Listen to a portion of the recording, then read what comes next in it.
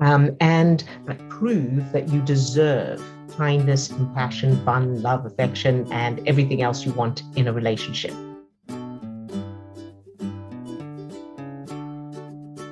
All right. Hi, everyone. Welcome back to Live Support with Odille for changing negative implicit childhood memories using the Remmert Method.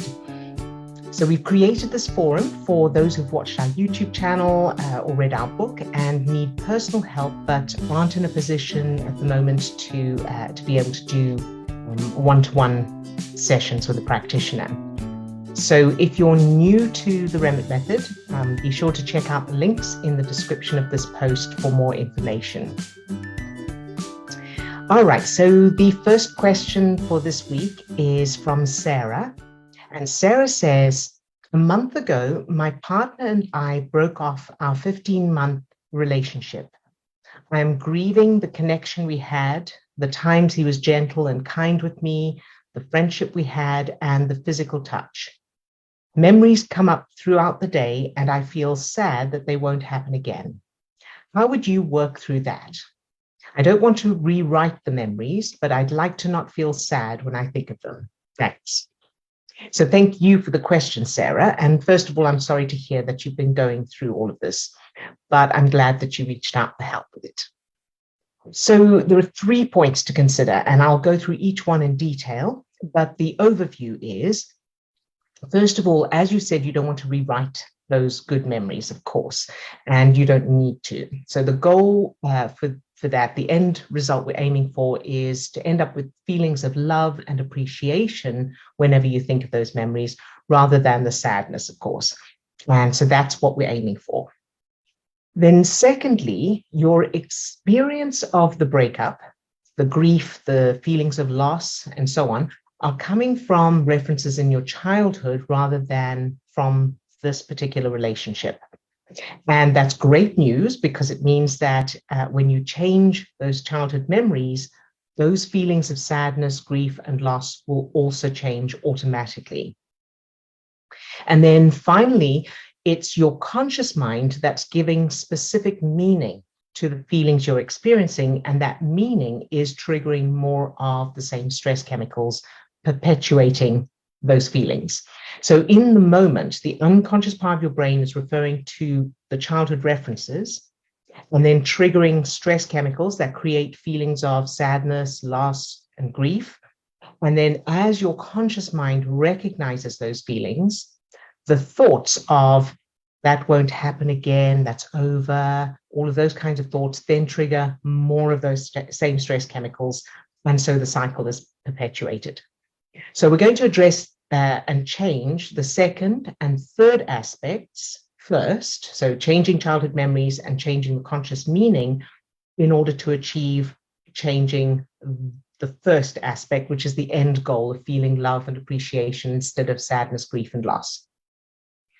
So the second aspect, so regarding the childhood memories, you want to make sure that you have new childhood memories of feeling safe, loved, and valued in your childhood, and that there was always an abundance of love and physical affection and kindness and compassion and connection and support and fun, respect and encouragement, and all of those good feelings. So change any memories that contradict any of that. And I'll put a link to the information and step-by-step video for changing memories in the description of this video for those who are new to this. So recognize that the feelings of lack and loss and sadness regarding the connection, kindness, gentleness, and physical affection are not coming from the adult you. They're coming from the child in you. So you need to give that child in you those things from your parents. In other words, create memories of your parents giving that little you all the love and connection, kindness, gentleness, and physical affection she needed. And then establish those new memories by repetition and with the strong, good feelings. And then once you've done that, when you think of the relationship you had with your partner, immediately play one of those new childhood memories with your parents with all the good feelings. So that's aspect 2. So now moving on to the third aspect. So this is something that applies to all types of loss. It's natural, of course, for the mind to want to focus on the loss itself and everything that means. And, I'll never have this again. It's over. I'll never speak to that person again, those kinds of feelings. And I know when my mum died in 2019, my brain wanted to keep focusing on the fact that it was so final and I would never be able to see her again or speak with her again. The finality of it and the missing and the loss and how sad that was.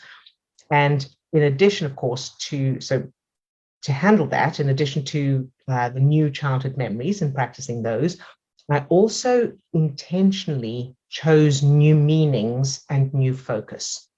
So I chose to focus on the appreciation for all the good experiences that I had with her and all those wonderful memories and remembering with love instead of love. So here's what can help with this. Remembering that the unconscious part of the brain can't tell the difference between reality and imagination, can't use logic or reason, and can't judge something as unrealistic. It also has no sense of linear time. So through that unconscious part of your brain, everything you think about is happening in the moment that you think about it. It's only the conscious mind that gets in the way and says, oh, no, that it's not, that's not reality. So as far as the unconscious part of your brain is concerned, that person could be in the next room, or they could have popped out to the shops, or they could be away on holiday. It's the conscious mind that is putting things in context. The person is now gone. This relationship is now over. That's the conscious mind. So in other words, as you think of a lovely memory with your ex, the unconscious part of your brain will believe that it's happening right now, and it will start to produce the feel-good chemicals that go with that experience. Then it's your conscious mind, the part of your brain that uses logic and reason and that can tell the difference between reality and imagination, that interrupts that process with, but that's never going to happen again, it's over, and all of the stuff that's connected to the breakup and so on. And you have control over your conscious mind, of course. So instead of thinking of it as a loss and something you no longer have, think of it as a gift you've had.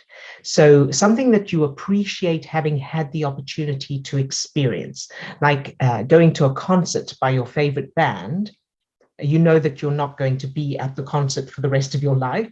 You know that it's a period of time that is fun and wonderful, and then the event itself is over, but you can treasure and enjoy the memories and the good feelings that those memories create.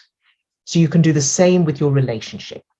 And of course, changing those childhood memories is going to be crucial in order for this to work, for this to be effective for you.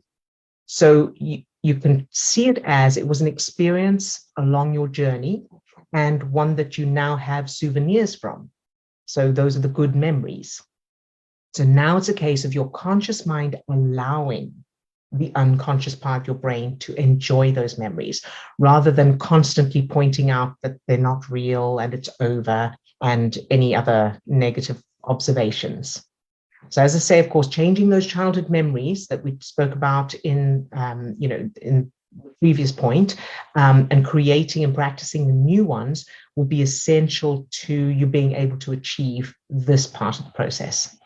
And one more thing, remind yourself that the fact that you were able to experience the parts of that relationship that were good means that you are capable of experiencing that in the future as well, and even more so. So see the end of that relationship as leveling up. So there's an even better relationship out there for you as soon as you're in alignment with it. And that means that your childhood memories, that you have childhood memories that prove it. In other words, childhood memories that provide the evidence that you are worthy and loved and safe and valuable, and that prove that, so that you're worthy, safe, and lovable already on your own because you have it in your childhood from your parents, and that prove that you deserve kindness, compassion, fun, love, affection, and everything else you want in a relationship. So giving those things to the child in you first means that you are then automatically in alignment for enjoying them from someone else as a result.